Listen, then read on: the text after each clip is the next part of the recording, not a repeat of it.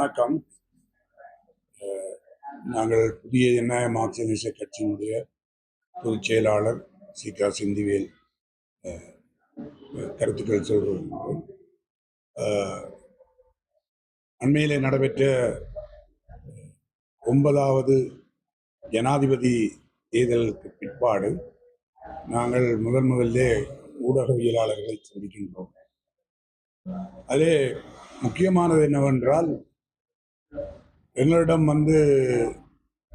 ஊடகவியலாளர் பல்வேறு விதமான கேள்விகளை கேட்கிறார்கள் அல்லது எங்களுடைய பதில்களை எதிர்பார்க்கின்றார். அந்த வகையிலே இன்றைக்கு வந்திருக்கக்கூடிய புதிய ஜனாதிபதி அனுரகுமார திசநாயக்க தேசிய மக்கள் சக்தி என்ற ஒரு பொது கூட்டணி மூலமாக அவருடைய உண்மையான கட்சி ஜனதா விமுக்தி பெரமுன என்ற ஜேவிபியினுடைய தலைவராக இருந்தவர். அவர் ஏனையவர்களோடு சேர்ந்துதான் இந்த தேர்தலிலே நின்று ஜனாதிபதியாக வந்திருக்கின்றார். ஆகவே இந்த ஜனாதிபதியாக அவர் வந்ததன் மூலமாக இலங்கையினுடைய அரசியல் தளத்திலே ஒரு அதிர்வு ஏற்பட்டிருக்கிறது. அதே போல சர்வதேச ரீதியாகவும் பல்வேறு விதமான கருத்துக்கள் நாளாந்தம் முன்வைக்கப்பட்டு வருவதை பார்க்கக்கூடியதாக இருக்கிறது. ஆகவே இந்த இடத்திலே தான் இலங்கையினுடைய எங்களுடைய கட்சி ஒரு மார்க்சிய இடதுசாரி கட்சியாக செயல்பட்டு வந்தது மாத்திரமல்ல, கடந்த தேர்தலிலே நாங்களும் இன்னொரு இடதுசாரி கட்சியான முன்னிலை சோசலிச கட்சியும் மற்றொரு கட்சியான சோசலிச மக்கள் மன்றமும் சேர்ந்து ஏனைய அறகலையிலே போராட்டத்திலே பங்கு பெற்றின மற்ற சக்திகளும் சேர்ந்துதான் நாங்கள் மக்கள் போராட்ட முன்னணி என்ற அமைப்பின் ஊடாக ஜனாதிபதி வேட்பாளராக தோழர் நுவன் போபகையை முன்னிறுத்தி நாங்கள் வேலை செய்து வந்தோம். ஆகவே இந்த ஜனாதிபதி தேர்தலிலே காலத்திலே நாங்கள் பிரச்சார ரீதியாக, கருத்தியல் ரீதியாக, எங்களுடைய கொள்கை ரீதியாக இலங்கையின் எல்லா பாகங்களிலும் சிங்கள, தமிழ், முஸ்லீம், மலையக தமிழ் மக்கள் வாழுகின்ற எல்லா இடங்களிலும் நாங்கள் எங்களுடைய பரப்புரைகளை செய்திருந்தோம். ஆனால் கடந்த அந்த தேர்தலிலே தேசிய மக்கள் சக்தியினுடைய வேட்பாளர் அனுரகுமார திசநாயக்கா வெற்றி பெற்றிருக்கின்றார். அந்த வெற்றியை எவ்வாறு எங்களுடைய கட்சி நோக்கிறது என்ற கேள்விதான் அநேகமாக இப்பொழுது கேட்கப்படுகிறது. ஆகவே எங்களை பொறுத்தவரையில் இலங்கையிலே உழைக்கின்ற மக்களாக இருக்கக்கூடிய 190% அதிகமான மக்கள் உழைக்கின்ற மக்கள், தொழிலாளர்கள், விவசாயிகள், உழைக்கின்ற மக்களாக, மீனவர்களாக, அரசாங்க தனியார் துறை ஊழியர்களாக, அன்றாட தொழில் செய்பவராக இருக்கிறவர்களுடைய எண்ணிக்கை தான் மிக உயர்ந்தது. அந்த எண்ணிக்கையான மக்கள் தான் கடந்த 2 ஆண்டுகளிலே மிக மோசமான பொருளாதார நெருக்கடிகளுக்கு, வாழ்க்கை செலவினுடைய அதிகரிப்புக்கு முகம் கொடுக்க முடியாத அளவுக்கு வந்தது மாத்திரமல்ல, அவர்களுடைய சேவைத்துறைகள், போக்குவரத்தாக இருக்கலாம் அல்லது மின்சாரமாக இருக்கலாம், பல்வேறு துறைகளும் பாதிப்படைந்து எல்லாவற்றிலுமே மக்கள் தாங்க முடியாத ஒரு வாழ்க்கை சுமையை சுமந்து வந்த ஒரு சூழலிலே தான் இந்த தேர்தலிலே அனுரகுமார திசநாயக்கா அவர்கள் வெற்றி பெற்றிருக்கிறார். அவரை இடதுசாரி என்றும் மார்க்சியவாதி என்றும் அல்லது அவர் சிகப்பு அடையாளம் கொண்டவர் என்றும் பல்வேறு விதமாக ஊடகங்கள் சொல்லிக் கொண்டு வருவதை நாங்கள் காணக்கூடியதாக இருக்கு. ஆனால் அவர்கள் ஒரு காலத்திலே எல்லோரும் அறிந்த போல ஜேவிபியினுடைய இயக்கமாக, அதாவது சேக்கூரா இயக்கம் என்று சாதாரண மக்களில் அறியப்பட்ட இயக்கத்தின் மூலமாக அவர்கள் அரசியல் அரங்கிலே நுழைந்து 2 தடவைகள் வன்முறையின் மூலமாக ஒரு ஆட்சி அதிகாரத்தை கைப்பற்றலாம் என்று முயற்சியது. அது தோல்வியடைந்த சூழலில் தான் படிப்படியாக அவர் வாக்குகளின் மூலமாக வெல்லுகின்ற ஒரு தந்திரோபாயத்தை அவர்கள் கையாண்டு இந்த முறை அது வெற்றி பெற்று நிறைவேற்று அதிகாரம் கொண்ட ஜனாதிபதி என்ற இடத்துக்கு அவர்களை கொண்டு வந்து விட்டிருக்கின்றனர்.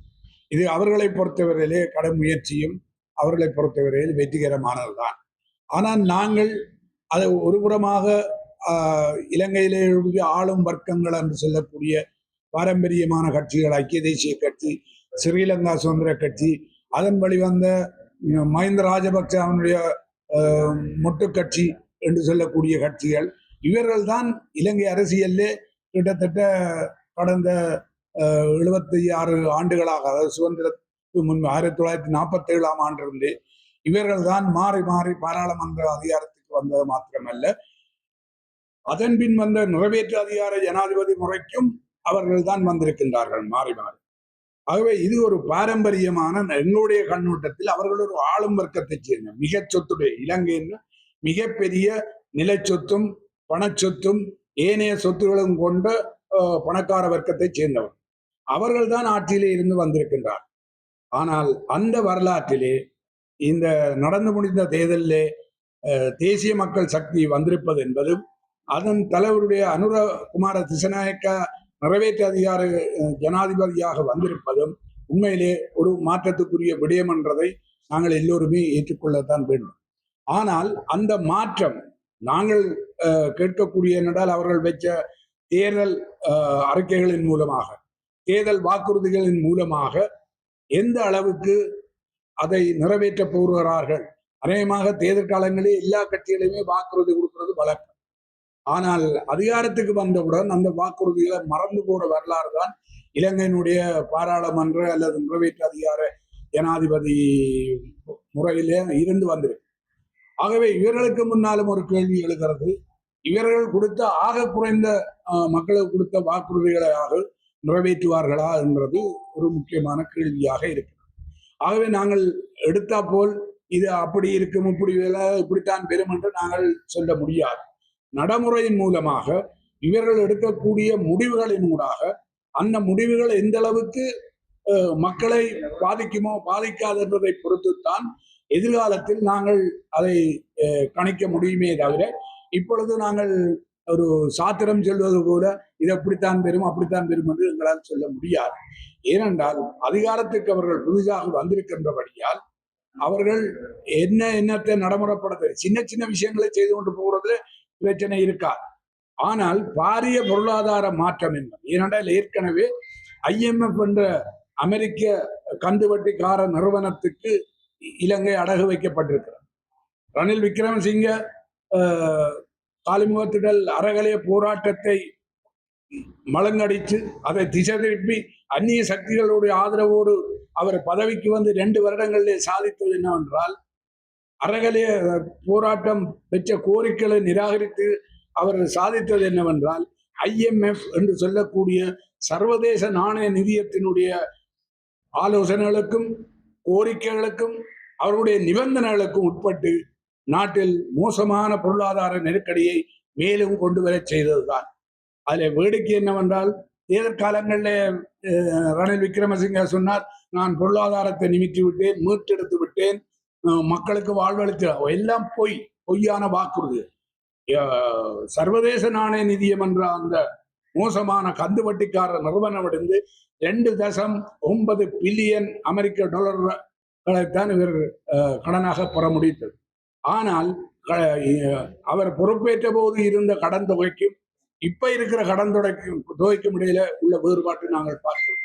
இன்று 100 பில்லியனை தாண்டி விட்டது கடன் தொகை என்றால், இவர் என்ன பொருளாதாரத்தை மீட்டார், ஆருக்கு உதவி செய்தார் என்றதுதான் நாங்கள் கேட்க வேண்டிய கேள்வி. எனவே இந்த மோசமான நிலைமையில் ஒரு சாதாரண பால் தேநீருடைய விலை 100 ரூபாய் விற்கிற நிலைக்கு கொண்டு வந்து விட்டவர் தான் ரணில் விக்ரமசிங்க. அவருக்கு பசியினுடைய தன்மையை அறிய முடியாது, அல்லது சாதாரண ஈழ மக்களை பற்றி அவருக்கு அக்கறை இல்லை. அவர் எப்பொழுதும் மேட்டுக்குடி உயர் வர்க்கத்தை சேர்ந்தவர்களுடைய பக்கம்தான் அவர்கள் நின்று வந்திருக்கிறார்.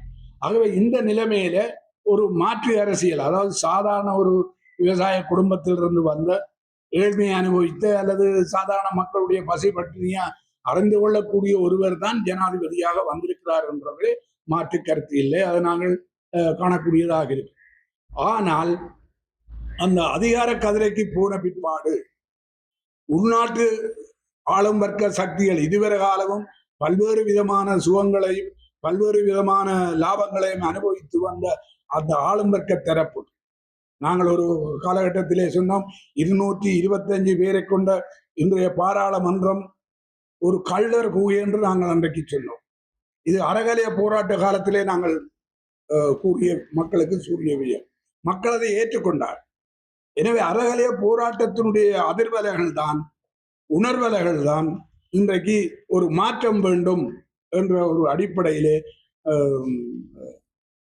தேசிய மக்கள் சக்தியை அனுரகுமார திசநாயக்காவையும் பதவி கொண்டு வந்திருக்கிறார். ஆகவே இது மக்களுடைய விருப்பம், மக்களுடைய அபிலாசம். ஆகவே இது வெற்றி பெற வேண்டும் என்றது என்னுடைய நோக்கம். அதுல முக்கியமான அடிப்படையானது பொருளாதார மாற்றங்கள் பெற வேண்டும். சாதாரண மக்கள் ஒரு தங்களுடைய உழைப்பிலே ஈடுபட்டு அந்த உழைப்பினால் பெறக்கூடிய பணத்தை கொண்டு தங்களுக்கு தேவையான போஷாக்குள்ள உணவை பெறக்கூடிய ஒரு சாதாரண நிலை பெற வேண்டும். முதல் அது அடிப்படையான.